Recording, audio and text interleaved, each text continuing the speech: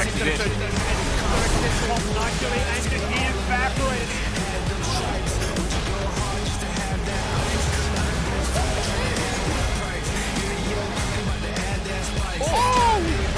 Kisei!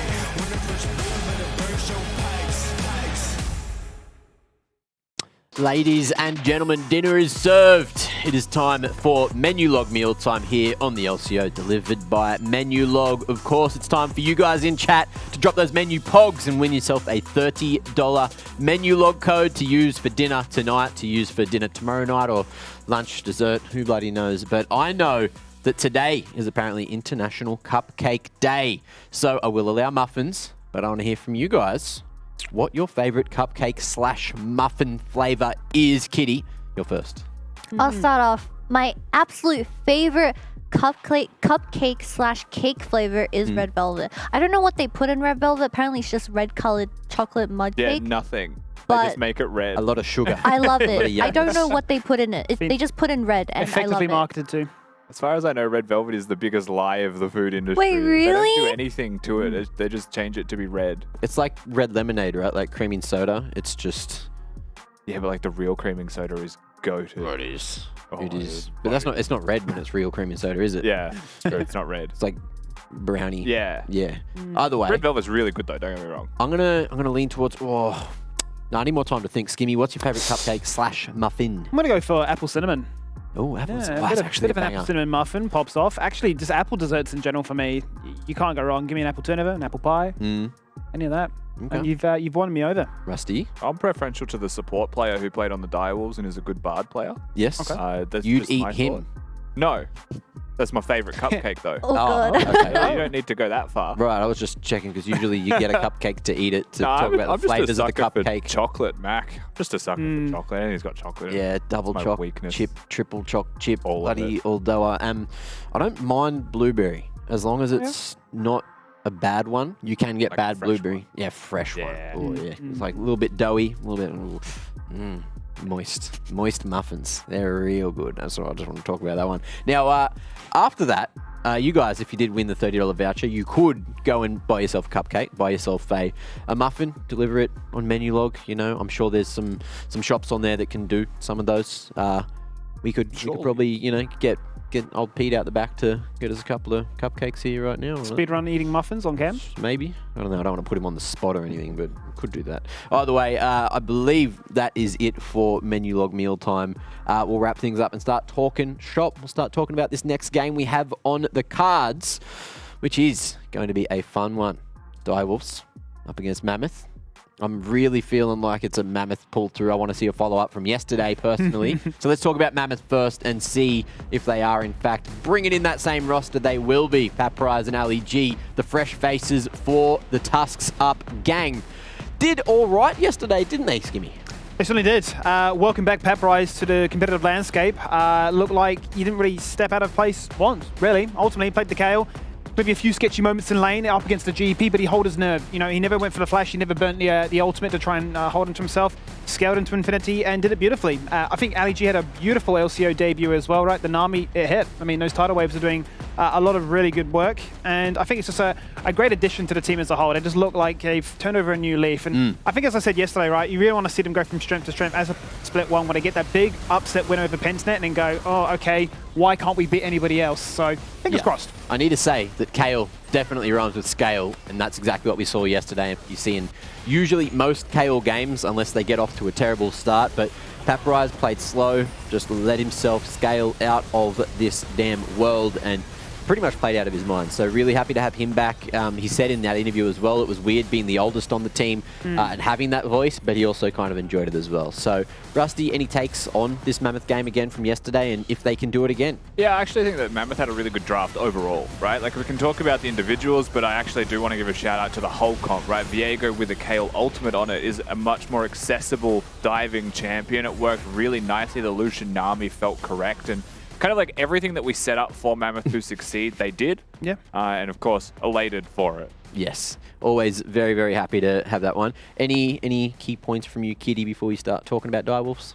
I want to highlight Reufury because in a previous interview, Reufury has been called the shot caller, and you can really tell in these team fights where he is playing the Galio, the Lissandra, he's really being the first one in the fights, and he proceeds to lead the team, and I think I really like that version of him. Okay, well, let's talk Direwolves now. Let's see if they can take home the bacon today, so to speak. We do, of course, enjoy everything that they've been showing us so far. They played 3 games, and this will be their 4th as well.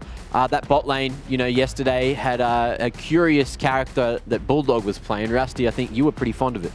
I mean, absolutely. I can't not be fond of anyone who commits to the Bard and actually does it well. And what I will say about Direwolves, Mac, is I feel like right now, if I was to remake a tier list on the best teams, I think they're 4th. Yeah? I think like Peace right now are floundering. So in comparison, I think Direwolves are creeping up. And my initial thoughts were right, they're a top 5 contender, right? They're a playoffs team if they continue this trajectory. And so far, it has been, of all teams, I think they are the most improved between splits through their off-season. So I don't know what they've done besides changing players here and there, but there's the secret sauce that's making it work in Michael's water bottle. It changed the majority of the roster as well, right? Like 3 starting players have just been swapped out. So, I mean, sure, you put a coach into an actual playing position and it's basically a case of like, I'm preaching what I'm doing. Like, it's going to happen. But I think Direwolves right now, they are literally the embodiment of pick comps. I mean, if you look at all their games, it really has all been about, we are going to play this Jhin, we are going to have these champions that are going to want to get in your face and try and land those charms or just, tunnel you down. And I like this version of them because I think, once again, it just draws back to that point that Kitty mentioned yesterday, I think it was, right, where, are you going to go for a scaling comp, or are you going to go for a pick comp? Are you going to win in mid-game, or are you going to try and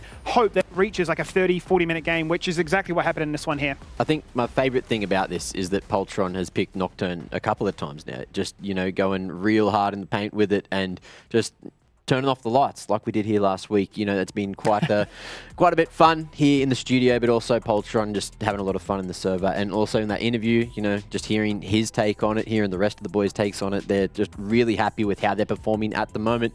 And look, Mammoth should be a sort of, you don't want to say like an easier opponent for them, because that they're kind of like that dark wolf, right? Like they're just sitting there waiting for something to happen, and then they're just going to strike and cause a couple of these upsets. That's what we saw last split. Mammoth are going to take wins. This whole split, Mammoth are going to take wins. The question is when and if, right? Like, we know that's going to happen. And I think Direwolves, Kanga were the 2 teams fighting for 5th. We saw clearly one winner yesterday. And now we want to see if Mammoth can take a shot at it this early into the split, if they want to like stake their claim and say, we're actually a top 5 team ourselves. Now that we've got the full roster, we're dangerous and watch out for us. Booyaka, booyaka. Do you hear that? Booyaka, booyaka! Isn't that Rey Mysterio? Booyaka Shaman. Ali G. I don't know. Look, maybe I'm off with my references, but I believe we do actually have Ali G on the line to have a chat to. Ali, did I hit the nail on the head, or did I just miss by a mile? No, you absolutely hit the nail on the head, Mac. I love to see it. Beautiful. I love to see you too. Good to have you here on the LCO. Good to have a chat with you. Now, how are you feeling? I guess sitting in the roster at the moment, playing with a couple of the Mammoth players that were there last split. Are you feeling, confident? Are you feeling like the chemistry is good between the lineup? Yeah, we're pretty confident. There's a lot of friendly banter that goes on between the team. And I mean, me and Voice got some good synergy in the bot lane. Meifan's working with Rue pretty well. And I mean, I think we'll easily be able to take games off top teams to split. I like that confidence, and I've known you for a while, and I think you've climbed the ranks quite quickly, getting challenger, I think, for the first time in a really short amount of time, and now you've just beaten Peace. What are your thoughts after that game, and how are you going to plan for more upsets? Yeah, we're pretty happy with that game. I mean, to be honest, Draft played pretty much exactly how he wanted it. So, like, after Draft phase, we were really confident that we're just going to be able to get an easy win that game. So, yeah, that was good. And I mean, today, I don't know if you guys saw Bulldawg's tweet, but he said if he loses, he's going to shave his head. So, it's winter, it's pretty cold, so I feel bad for the man. He's going to be really cold. Yeah, that's a funny one. Now, quick question I have. You said you've known him for a while, and you've only just made Challenger, but Kitty's made it for a while. So have you been gatekeeping Ali? No, Ali's the one taking my LP. Oh, okay. Yeah, it's the other way around. Okay. He's a bit good. Especially that Nami. We saw that Nami yesterday, and it was really, really good. So what are your thoughts on the current support meta and being a melee support player yourself? I think you can play just about anything support at the moment. I think that some of the champs like Nautilus, as you said earlier, are a bit weaker.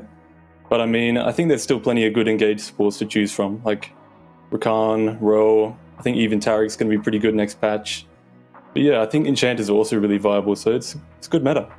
Very, very good. Now, it is International Cupcake Day. I just want to know from you quickly what your favourite cupcake is before you let you go and get ready for the game.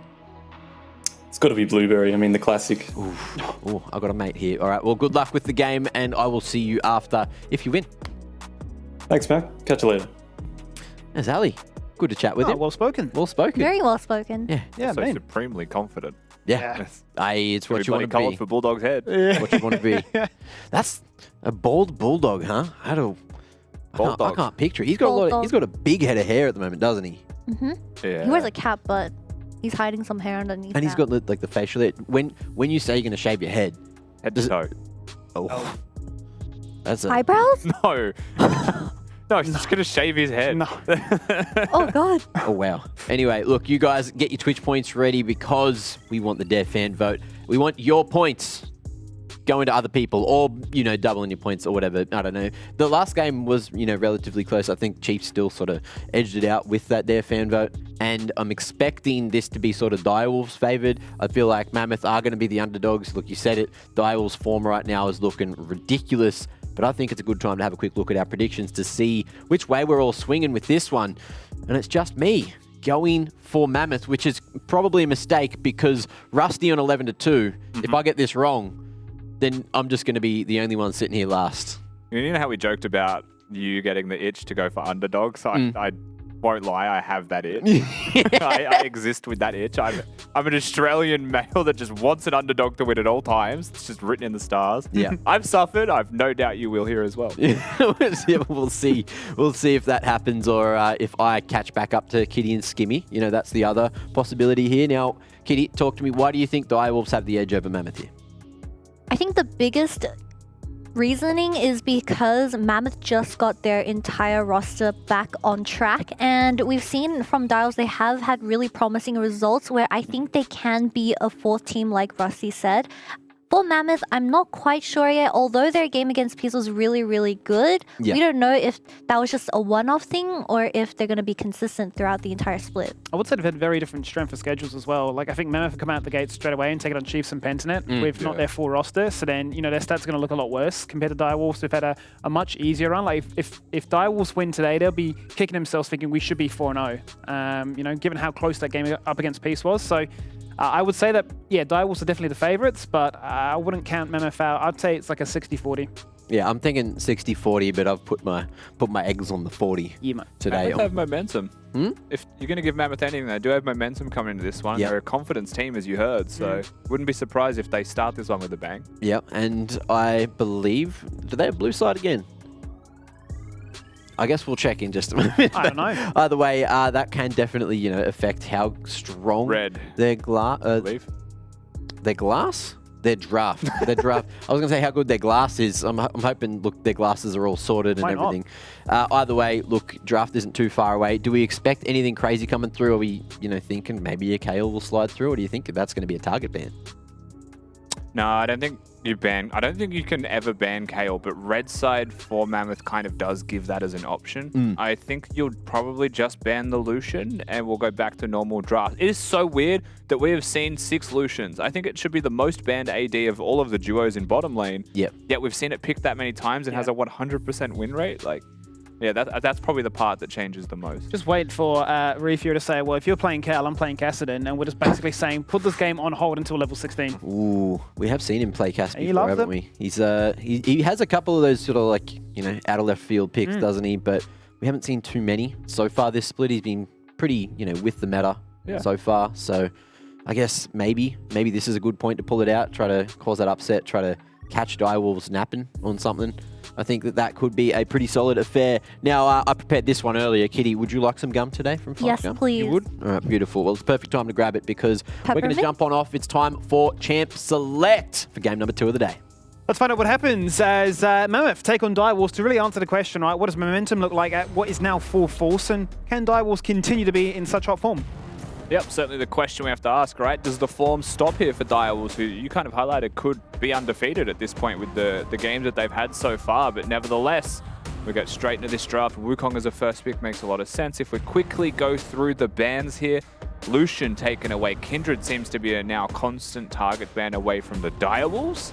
Gwen also going to be removed, which does make sense. They have a very comfortable time picking that champion for themselves. Talia, Lilia, which is a target ban. Center, of course, a nice takeaway from them.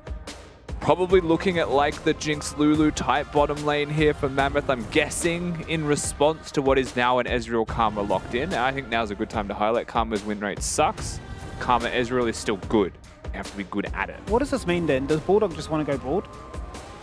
Does he want to go bald? Yeah, they're picking the lowest win rate champions, either fix the trend or just go bald. You did what he said if they win. Yeah, I've got a bark. That's true. So that's true. Maybe he's just an absolute legend. There's like a Kiwi pack going on here between all of us, but who knows? We'll have to wait and see. Ooh, I am happy to see that Reufury has got himself those Veigar pick again, right? It's been such a long time. Don't get this at all.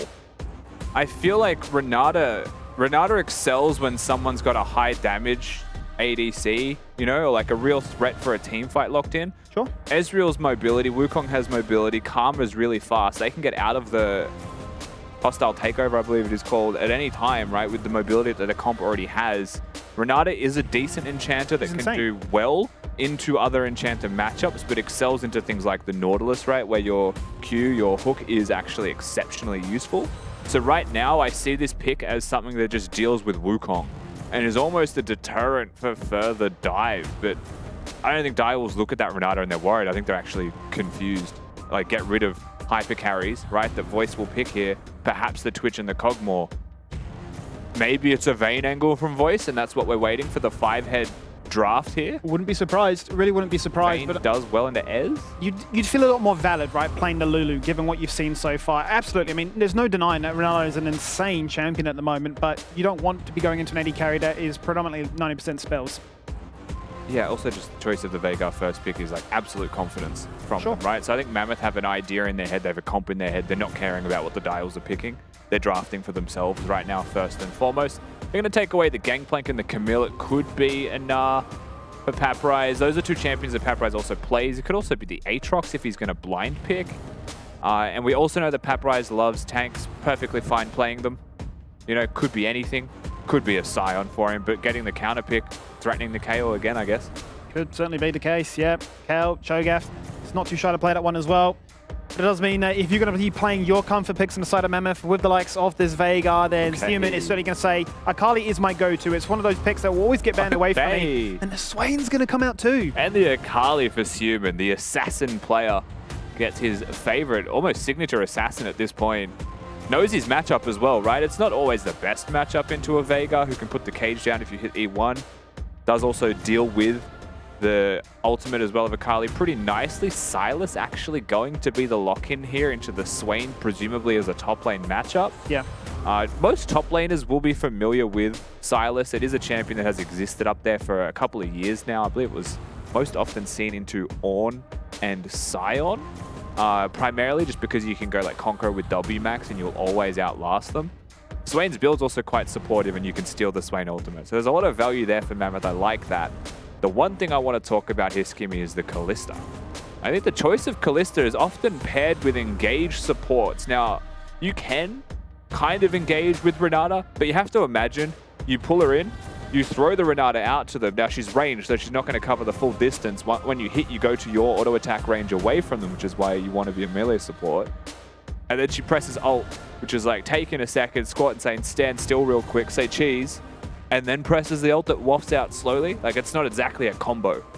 It has utility in that Renata can be aggressive, but that's not a combo. This seems to me as if it's almost like a quick scope in the air, you know, take a photo in the air, 360 flip, hit the ultimate and say, there's no travel time if I am literally in melee form. That could be what happens. I doubt it. Doesn't sound too appealing, but ultimately, what I'm seeing from both teams is a comp that fits the bill for, one, you'd say, comfort champions, especially in the mid lane, almost like defining for them as an individual. But from the side of Direwolves, once again, a bit of poke, a bit of engage, a bit of chance to try and lock down some key targets. But for Mammoth, I mean, Meifan seems to be synonymous with this Viego. They're always keen to fight. It seems like what we're going to be getting is a pretty, I want to say, aggressive through bottom lane, right? Kalista does tend to peter off in terms of scaling, can do exceptional damage in team fights, but just so much harder to do so as the game progresses. So it's probably going to be pressure around bottom transitioning towards mid, towards Rift Herald as well, getting Sylas involved at level 6 onwards.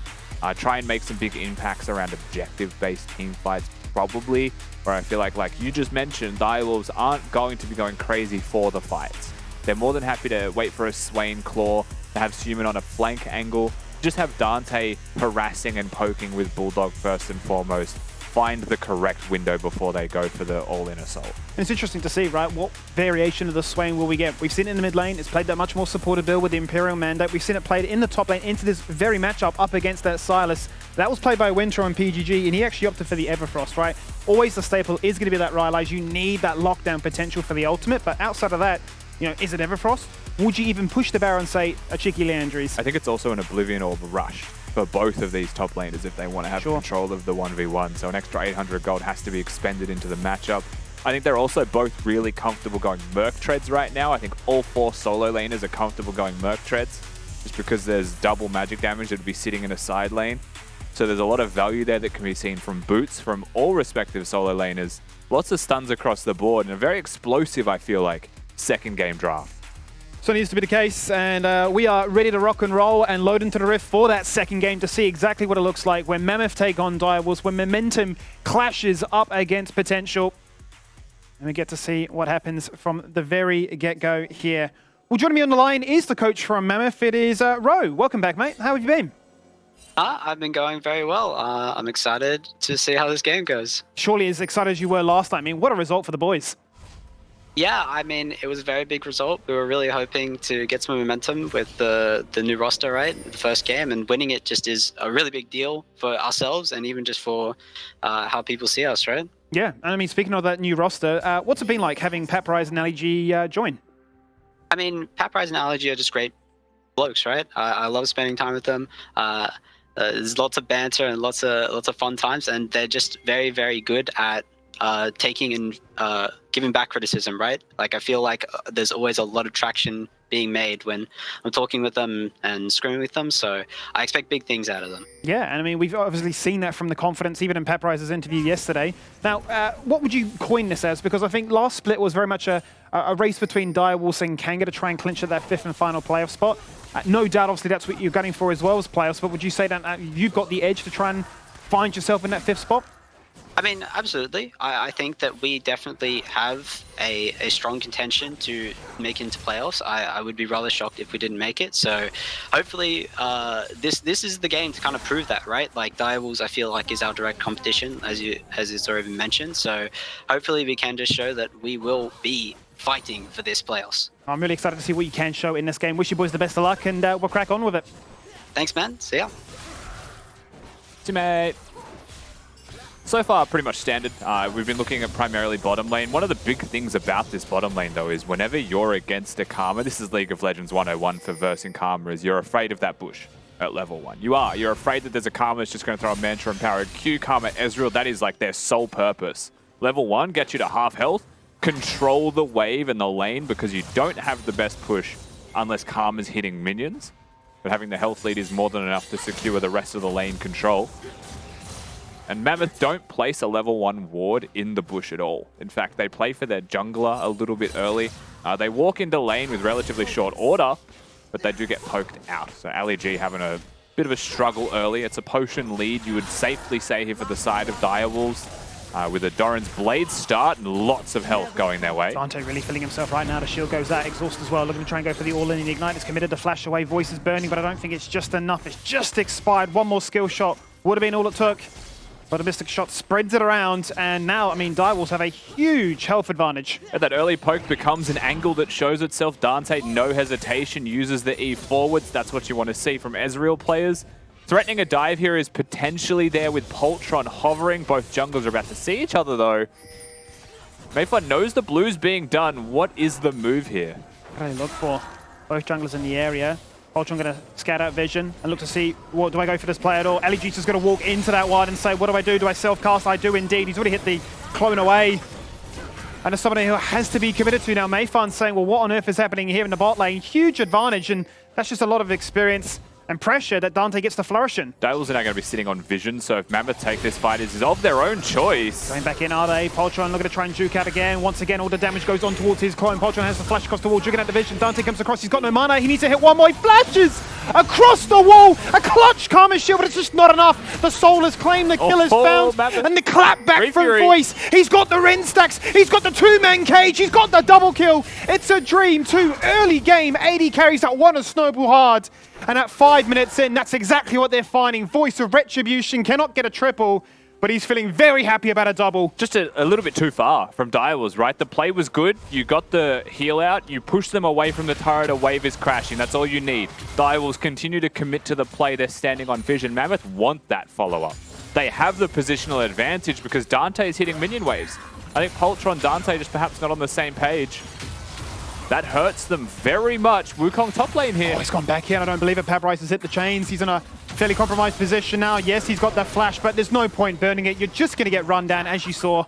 Poltron has just done the one thing that tilts almost everybody on Summoner's Rift. But watch this fight one more time. Poltron, twice in a row, by the way, he's used his W to not get hit by the handshake from Renata Glasc.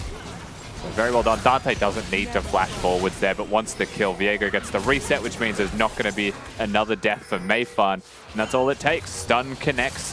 Reufury gets into the mix while late, just on time enough to make sure something happens, and Siuman sprints away. So you can see the remnants of what was a nice play gone bad for Direwolves. And just quickly, Poltron not doing a single camp, running top, ganking top. You never expect it. You always expect them to camp towards your lane. It just tilts everyone. Well, it's worked a charm, hasn't it? Certainly has found Zorenous in a position where he can flourish. There is the Oblivion Orbs you highlight to make sure that the healing tax is being paid. If it's not going to be bruises, if it is going to be these ones, Bramble Vest, Oblivion, whatever it may be, that tax had to be paid. But maybe just a little bit of over-eagerness, right? Which I suppose we were singing Dante's praises the other day on that Jhin about being in such a strong position to try and go for those insane plays with the fourth shot. This time feeling really good about how that laning phase was playing out. Without a doubt, had so much control, but now a 2-0-1 Kalista, a little bit too much to deal with, potentially, especially with the Vamp Scepter already there and available. Meifan just going to show to make sure a wave that was pretty much already crashing will crash. Top fighting again. He's doing it again, isn't he? He's looking to try and go for the all-in. Papryze going to take a 1v2, looking to do whatever he can with his Demonic Ascension. Stolen away. He's got good damage onto Poltron. He can still flash forward. Can he go for the kill? He can! Unbelievable. Zorenous surely gets this kill.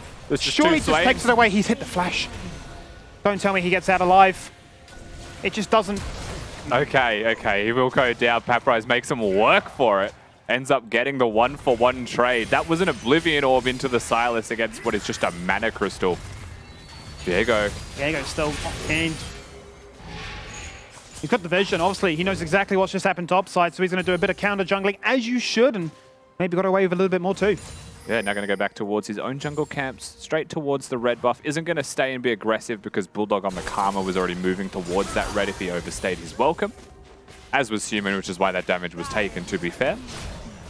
Bottom still has a decent amount of priority. They just outrange. Just plain and simple, Kalista Renata is outranged by Ezreal Karma. Again, this champion choice feels peculiar to me, of just going for the Renata, seeing an Ezreal Karma as your opponents. It's not something I would personally pick. But once the skirmishes come about, right, once the objectives come into focus, it creates such large zones of control as the ultimate just wafts forwards. It's very difficult for Direwolves to play. Even as a poke composition, you have to disengage so far.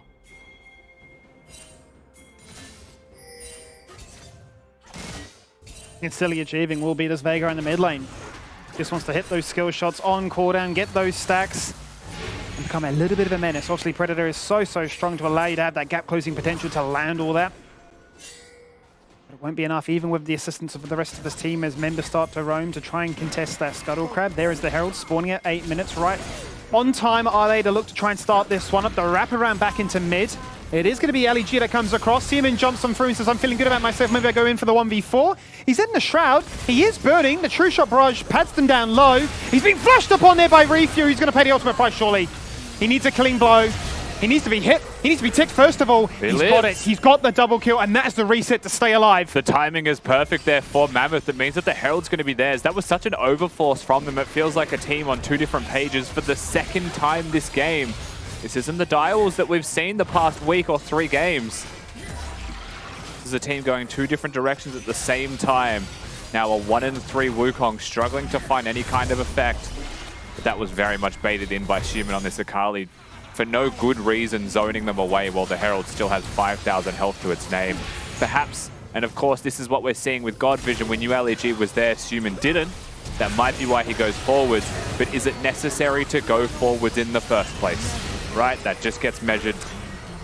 It's just pixels. It is just pixels, really, as to how close Poltron's second charge of the ultimate was to ticking the Veigar down before he gets the killing blow to get the reset. That's really what this game has all come down to.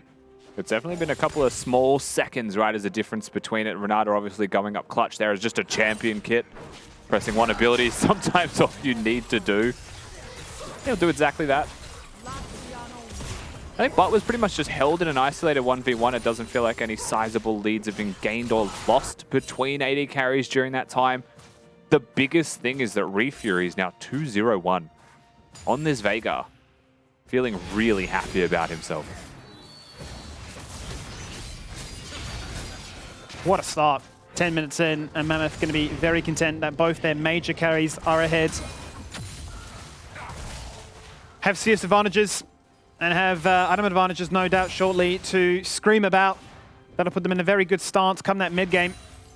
They got the first dragon. Next one's up in just shy of a minute now.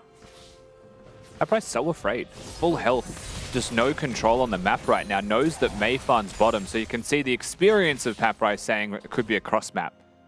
But he has no idea where Poltron actually is, so if he knew that, he wouldn't be zoning himself away from turret plates top in the 1v1. So he's gone from bad to worse just in his 1v1. Predator going to be used by Reufury here, Skimmy, but it doesn't seem like anything other than pressure is going to be achieved with Poltron hovering. Yeah, he's just boosted into lane, cleared out the control ward, made sure that this wave crashed. His voice was trimming it as quickly as he could to see if they could try and sneak Meifan into that unwatered bush. It's not to be the case. They've got enough pressure, so they can go straight into the river, assert even more vision control, and lay siege, or lay in wait to see what happens when that next dragon spawns. And they are pulling the direwolves around the map. If there's one big positive to take away from this, the direwolves are busy dealing with Mammoth, not doing anything themselves. Make them uncomfortable, right? Make them squirm. Maybe you've got opportunities to actually get those plays. With Drake in 10 seconds, I mean, almost full control of the river. Yeah. One cheeky ward that's not going to be cleared. I mean, this base summarizes there's no contest. Even cancelling that base, unnecessary because now he's in the area if they wanted to. But look at Poltron. He's topside, he's doing Krugs. Yeah, doing anything he can to make sure that he will be relevant in this game once that first item complete. They're going to look to try and make a play topside again, knowing that, well, surely they're going to go for this Drake. Mammoth have called their bluff, however, and said, well, we're not going to get called out topside. If we are going to summon the Herald bot, we're going to guarantee some gold there. We are going to claim the Drake, and we're not going to lose anything as a consequence. And no one's farming mid. So there is actually nothing lost by Mammoth, really. The transaction goes pretty much even, if not just ahead. It is just going to be farm missing from the Sylas, but I don't think you're too concerned about the Swain getting an extra wave over the map right now.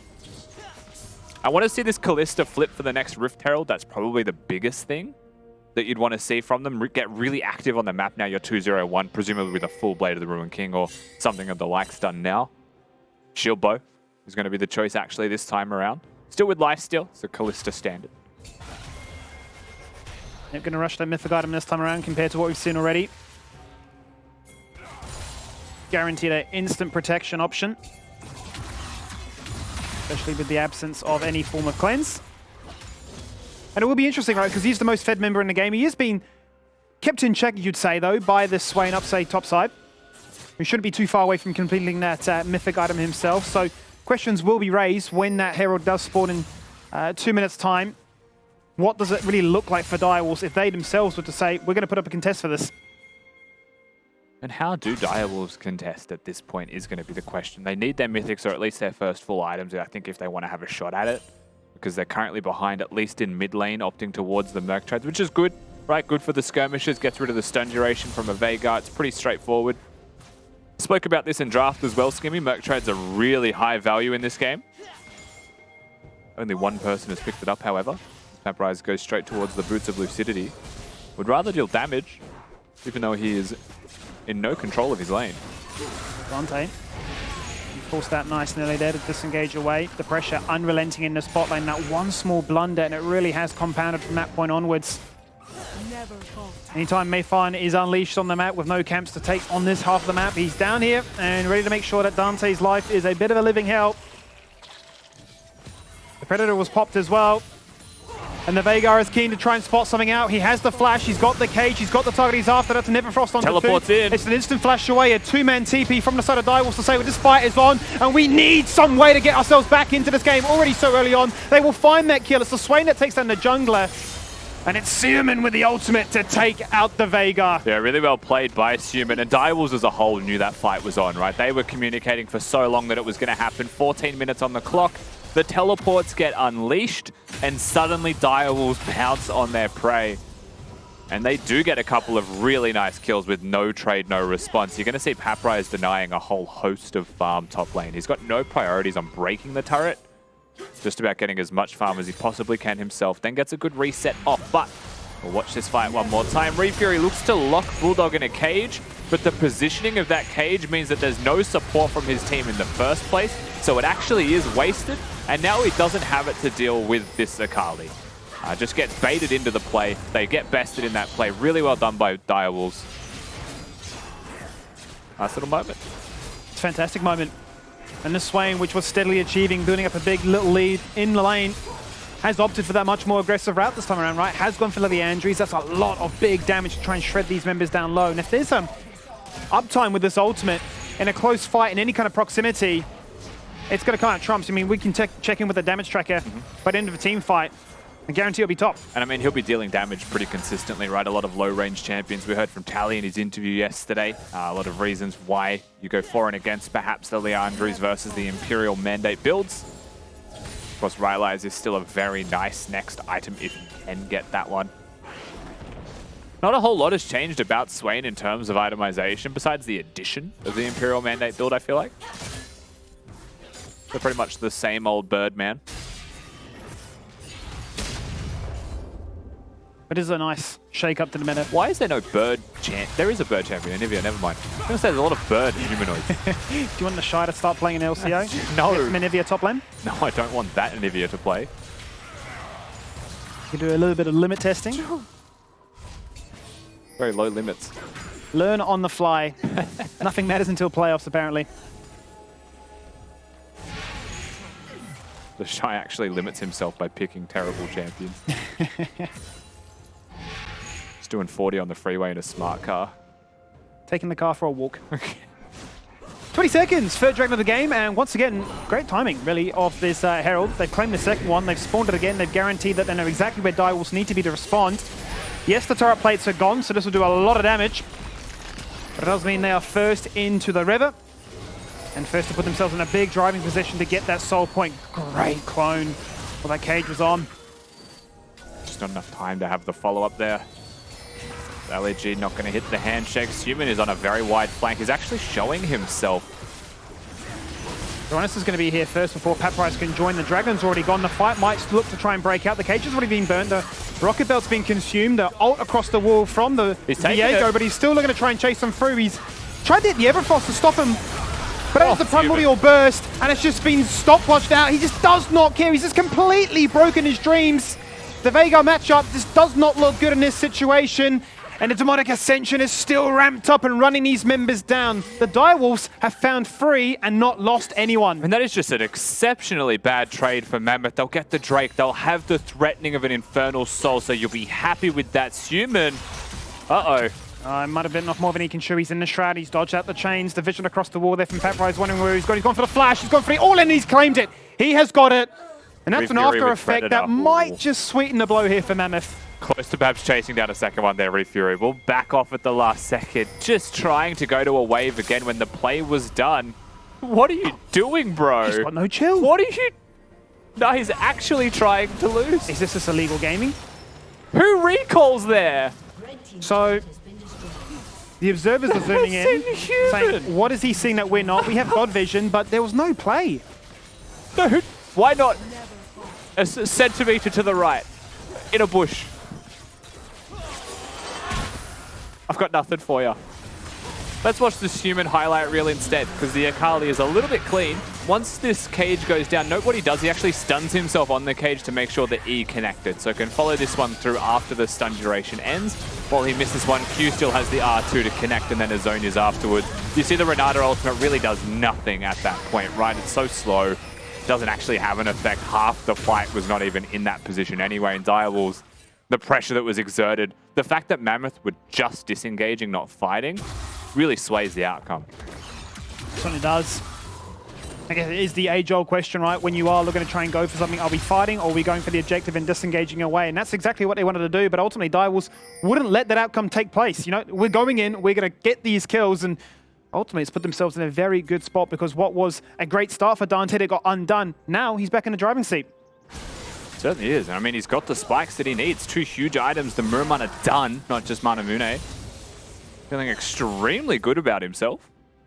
Of course, with this build, you'd like to get the Rilder's Grudge. You'd like the 3rd item to be completed before you feel like you're actually at your highest strength. But Ezreal, I feel like I say this every time, he's notoriously strong for spiking with cheap items because of the Manamune being so easy to scale up quickly.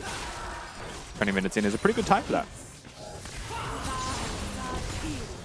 Bit of power now for Direwolves to look to try and throw around here on the Rift to answer back to what was a game that could have been rather rough come the mid portion.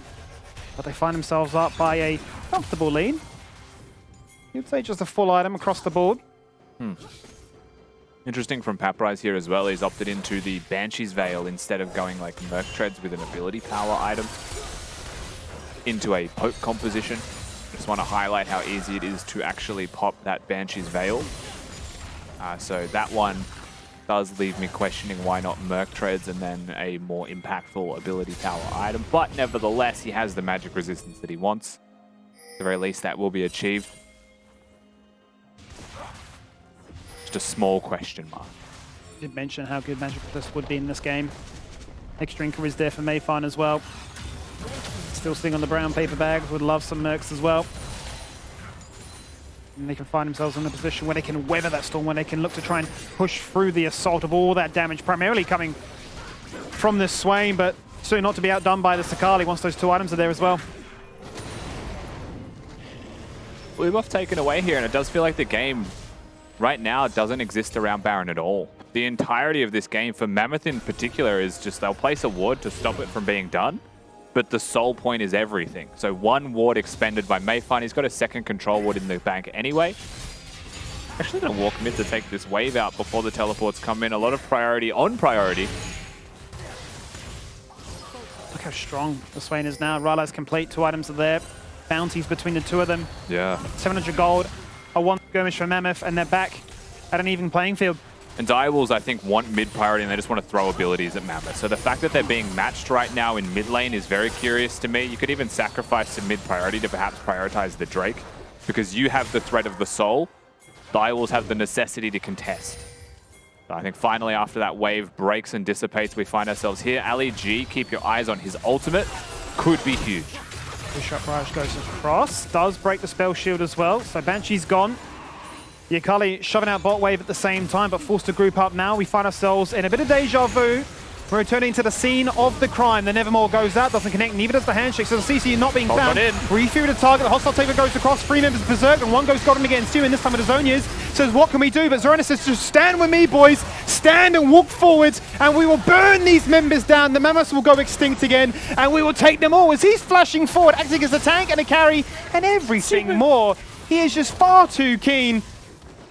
And Siuman says, I want to get in on the mix, and makes it a 1 for 2. Yeah, he's been minced instead.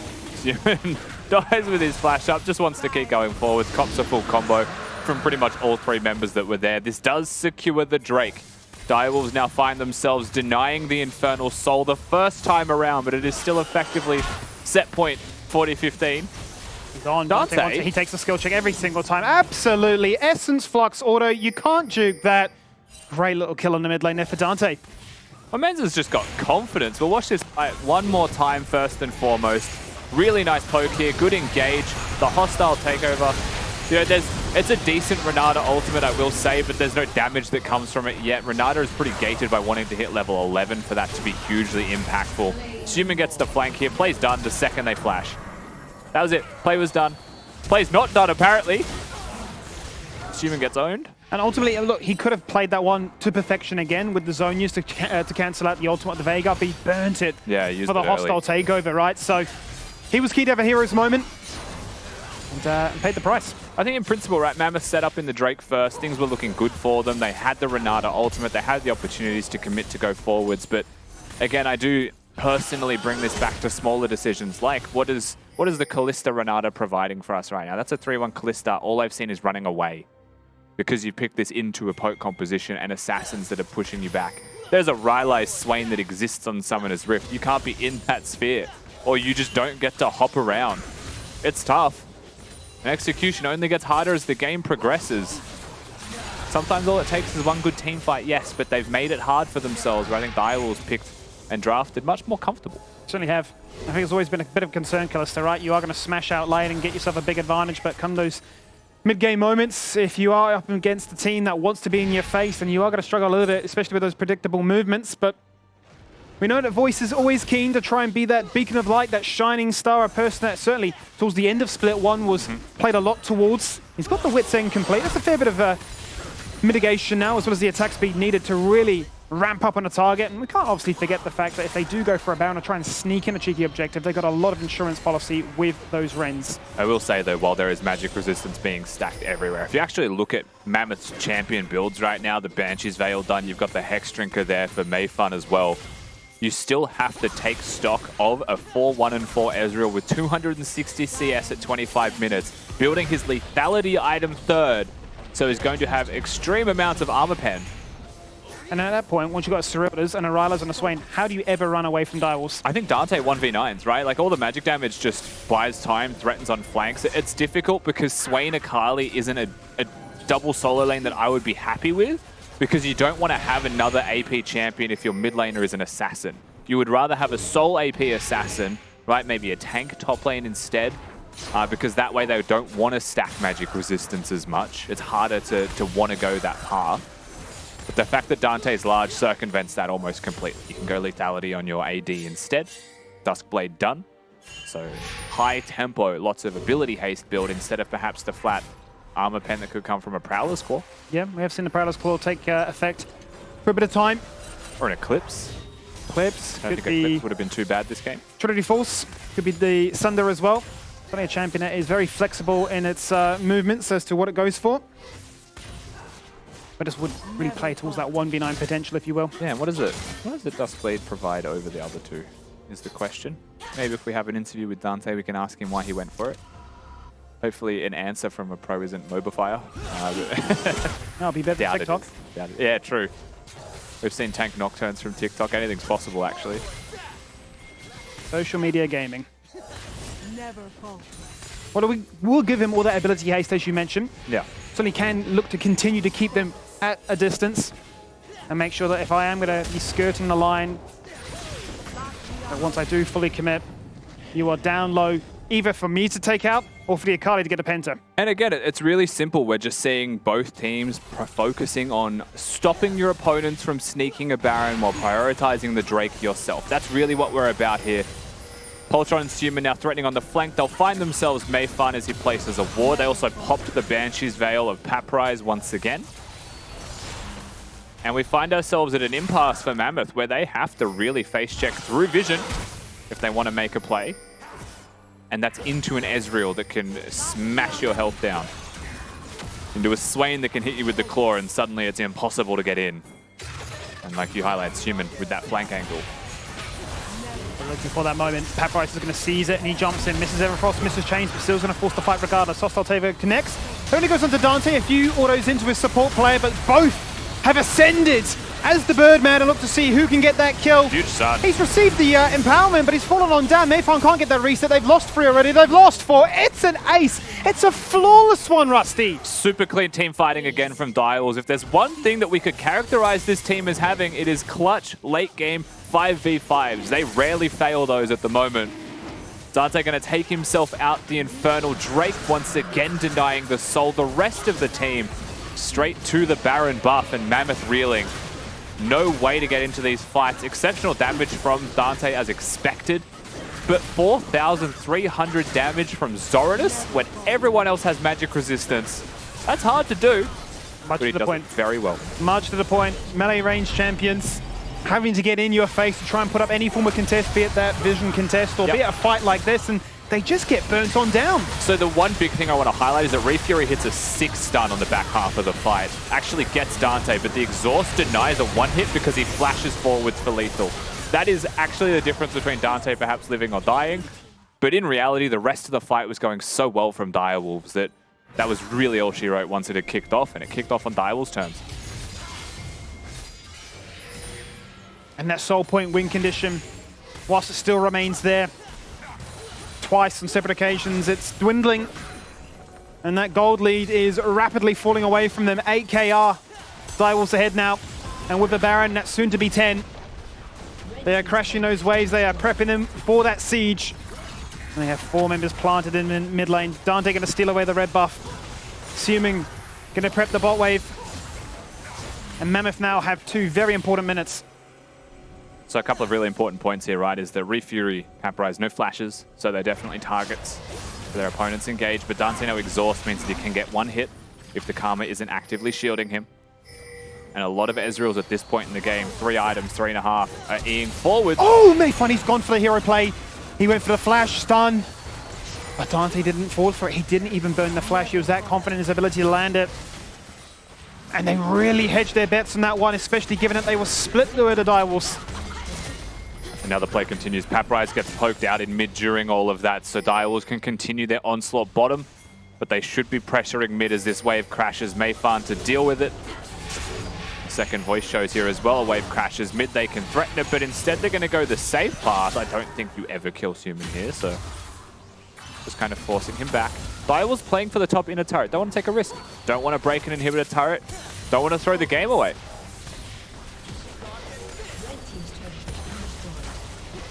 All out is gone. The base itself, all that remains now here for Mammoth. Reufury desperate to pop off. He's got the Rabadons. It's a very strong Veigar.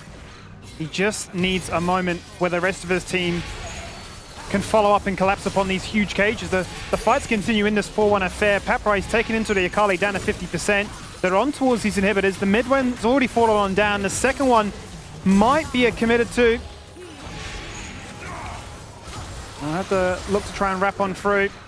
The Siuman's already gone back to base. He has the Unleashed teleport, so he can look to group up, as they say, one more fight and this game's done. Papryze takes away the Sylas ultimate. There is a ward, you're seeing it pinged right now, that is a teleport flank. And I think if Direwolves stayed one more wave, they might have considered it.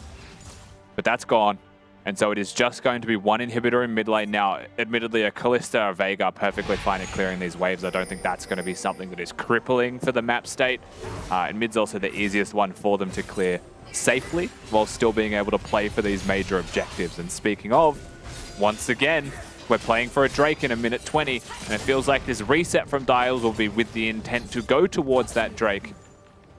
Because you just don't want to give it to Mammoth. There's no point trading the map right now, going for perhaps the top inhibitor, just to give them assault, because you're giving them a fighting chance with fighting stats.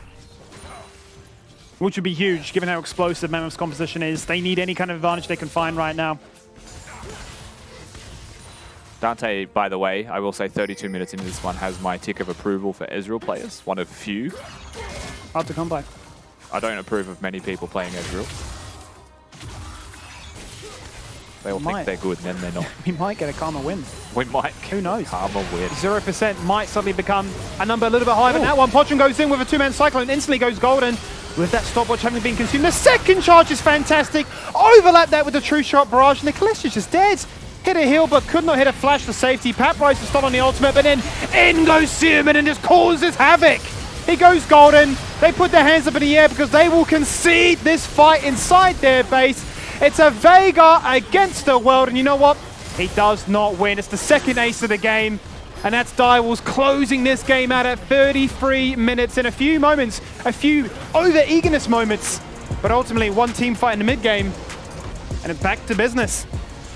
A very odd game to look at retrospectively as well, because it feels like Direwolves both had and threw away their own leads, and Mammoth were really just playing goalkeeper the entire time. They did very well around controlling the Drake, having a win condition with the Soul, but it all was undone very quickly by the Direwolves when it came to crunch and those team fights came across, hit their item spikes, just hit the go button, and it was pretty straightforward for them again, business as usual. Mechanics Max really is what it looks like to me. It's a bit of a blessing and a burden at the same time, I guess, right? It's because you're always keen to try and find those moments of excitement, and you are getting a little bit worried, but ultimately they brought it back, and there were some very close moments. Very close moments.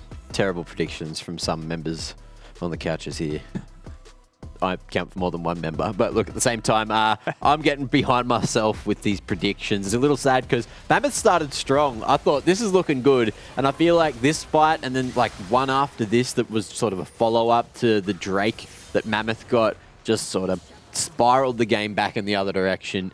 You know, Direwolves realizing that there was the TP diff for that particular fight they decided to take, went in all the way with it, and this one looked like split decision making. They just couldn't get the disengage, couldn't get quite out of the jungle safely, and then just all split up, all picked apart. And Direwolves from this point, it felt like there was almost no way back in for Mammoth. They built to deal with the AP, and you guys mentioned it as well, that it didn't matter. Zorenous was still just doing so much work with that AP damage through all the magic resistance that was coming, going on to MEC, and it was just an odd affair. We were having a chat back in the green room as well, Kitty. Do you want to talk about your take here? How Renata didn't really get a chance to hit that power spike as well? Yeah, so this is probably our very few times we get to see Renata in the new split, and I was kind of confused and not a fan of Renata in this current situation in this game, because if Renata is ulting Direwolves, we look at their team comp, they have one ADC that is a skill shot champion. He doesn't do that much damage when you do get ulted and go ballistic, but he's also versing 3 gap closing champions. And what do you not want to verse as a Renata? 3 gap closing champions. Even though you have that Kalista with that ulti that can save you for those really close team fights, I think this Renata just maybe could have been replaced with an initiator like the Nautilus, like a Rel, that could provide a more clear indication on when a fight is about to begin. Because Reufury on the Veigar, his only concern was the Ezreal. Ezreal cannot get fed and get ahead because he can't cage that guy. And that's exactly what happened, and Danteh delivered again today. Yeah, it's just one of those situations where they slowly ran away with it. Having a look at the damage here, Danteh just pumping up the numbers, 35k in a 33-minute game. That's pretty decent. I thought Zorenous was going to be in with a few more considering how many kills and assists he picked up. I think he ended the game deathless as well, so another member of the LCO going through deathless. We've had a few games that are really ringing true in that regard, right, Skimmy? Yeah, I mean, look, we are getting stats absolutely shattered today, right? We started at the top of the show, you know, what are the champions to look forward to? Ezreal Karma is one, right? So big wins across the board. Direwolves win. Bulldawg's not going bald. Truth. He wants me to bark. So he's happy about that one. And we'll just leave it at that. I got in trouble for saying something about barking the other day on Twitter, so I'm not going to bring that one back. I'm going to let you be the new Barkman tree guy. I don't know, whichever way you want to look at it. Instead, you know, you go, awoo. Yeah. Awoo. It's the weakest. I don't want to get in trouble now. Well, we'll do one together. Ready? Okay. 3, 2, 1. Awoo! That was pretty good. Is that what you wanted? Cool. Yeah, good. I can't wait for glad you two just didn't. Twitch chat's just like, I just figured you two were doing that in solidarity. so You would just help put him out. Yeah, just a little bit of. I feel like I'm in an episode of Twilight. I haven't seen Twilight. And I think that's for good reason. Production just like, oh my god. Anyway, look, Direwolves taking another W. That's looking good for them. You did say, Rusty, that you thought that this could have been their, you know, chance for the split to assert themselves into the 4th position rather than Peace, considering the form's not looking too great for Peace right now. And they're really putting their foot down there, beating the teams they should be beating if they want to hit that 4th position. And Mammoth, unfortunately for them, unfortunately for my prediction, just couldn't get across the line, even with a pretty decent start. I think a different draft than Mammoth had a chance in this game. I'm stuck on it no matter how many times I try and think about another reason. It's just the bottom lane champions for me I'm not a fan of. I just don't think it works. I think if someone's also picked Swain and has Rylai's as an option, how do you play Kalista? Like, how does that champion have permission to exist? It's so rough so hard to play and it made team fighting impossible. All he did was run away. So how do you win a game when all you do is run away? Yeah, and he had the mechanic to protect the support rather than the support being the one to protect the Yeah, but like protecting a president, Renata so- that's not in a good comp either is not doing anything, you know? Yeah, Like it's so rough. It's just one of those situations. Now, we do have someone on the line to chat to for the post-match. Kitty, who do we have?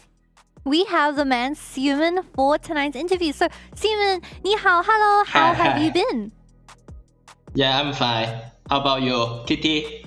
I'm doing great, thanks, Siuman. But let's talk about your win just now. So we've seen you play quite a lot of Akali, and we know that Akali isn't the best champion in the current meta. So can you walk us through why you have decided to pick a lot of Ahri and a lot of Akali in your previous games? I just want enemy team to ban it. If they don't ban it, I just pick it. Yeah. So I want people to ban it. Then I can play some new champion. Okay, we have a lot of strong mid laners here in the LCO, and you're obviously coming back. You have a lot of experience before you jumped back in.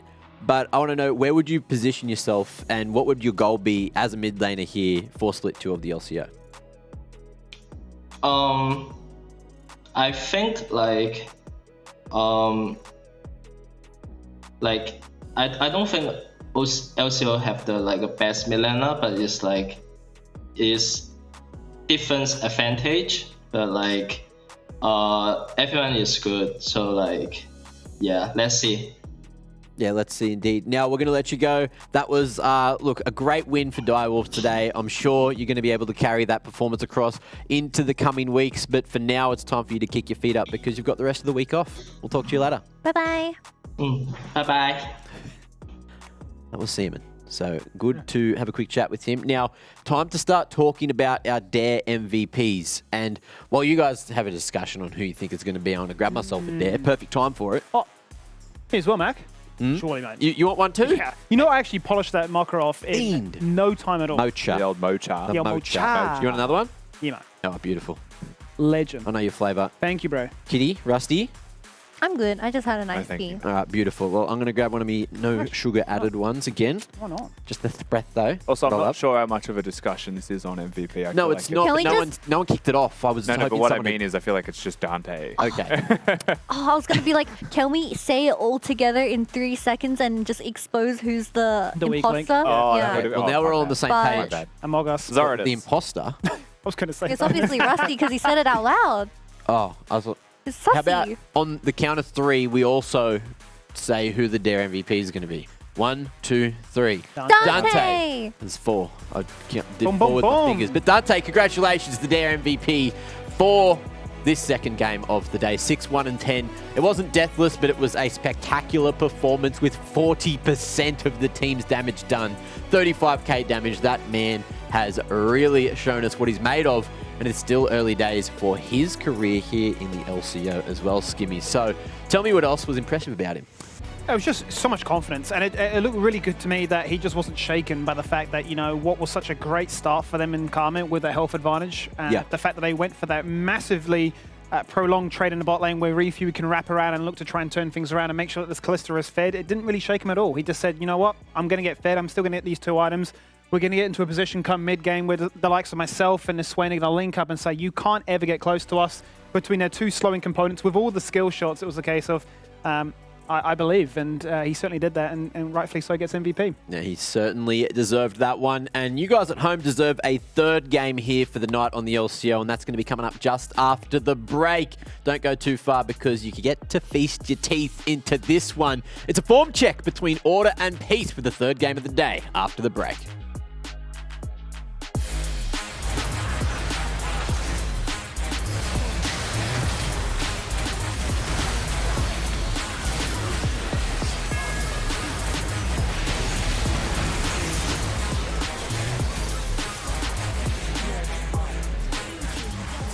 Hey, look, menu pong. Skimmy, do you want one? What flavour are we What rocking? are we working We with, got mate? triple espresso, we got a espresso, we got some mocha, and then the toffee nut latte. Which one do you want? Just give us some Some mocha, mate. mocha.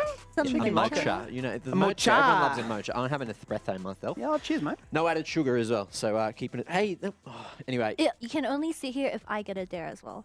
what one do you want? I want a mocha. You want a mocha? You want a mocha? I want a mocha. Rusty, are you good? Nah, I'm good, mate. Okay, no worries, Phil. Not good for Unfortunately, we've got to restock that top shelf because we're running low, but here's your mocha, Thank kitty. you very much. Now, quickly, let me have a swim.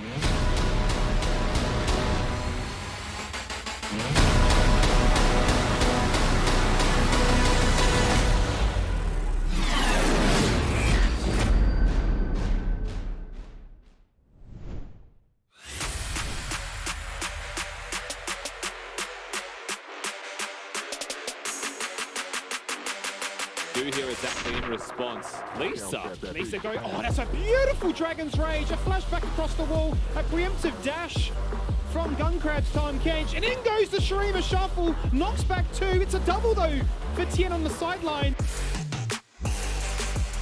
Play goes down. Not going to be found. Ren stack 1, looking for a double. I've seen Puma win these. He's going for Floppy. He gets a double kill. He will literally fight his way out of this Baron Pit. He does not seem to matter. Water in, Tapoon's going to answer back in a defensive position. Claw of Forge Gold goes out. He doesn't know where to hit it because it is all black in the sky. The lights are out. The fight is on. The kills are coming. It's a kill found so far here from Tapoon. The cannon barrage is in such an ideal position. Order can't do anything.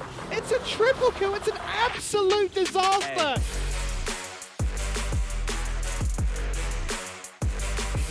Once again, nice and early. He's denied them. A one-man sleep, actually a two-man sleep. Instantly cleansed there from Danteh as the fight does begin.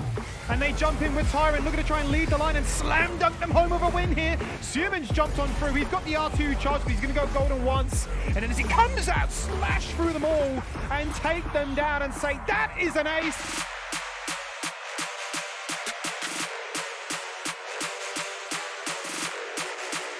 Hits the trigger. Oh, a flash jump across the wall from Reufury.